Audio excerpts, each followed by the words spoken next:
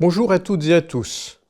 Bienvenue dans Droit au but, la série où chaque épisode explore un cas bien réel, avec ses tensions humaines, ses subtilités juridiques et parfois ses vérités impossibles à prouver. Aujourd'hui, une histoire où un père décède juste avant la naissance de son second enfant, et où la question de la filiation devient la clé d'un héritage divisé. Imaginez le contexte. Monsieur A n'était ni marié ni pacsé.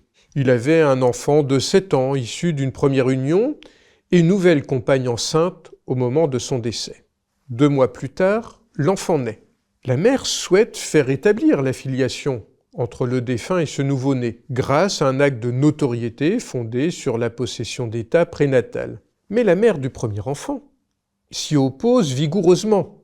Selon elle, Monsieur A n'est pas le père biologique. Une question se pose alors.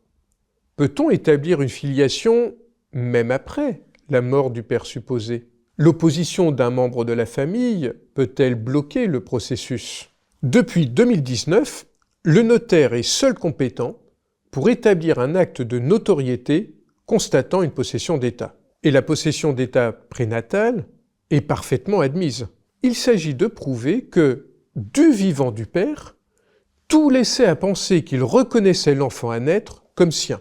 Cela peut passer par des preuves concrètes, comme des échographies, des achats pour le bébé, des échanges écrits, des témoignages de proches, une réputation sociale.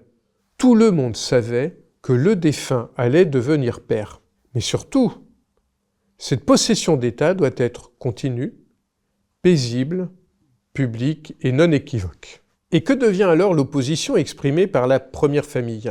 Tant que le comportement du défunt ne laissait aucun doute sur sa reconnaissance de paternité avant sa mort, l'acte de notoriété peut être établi. Cet acte fait naître une présomption simple de filiation qui ouvre droit à la succession.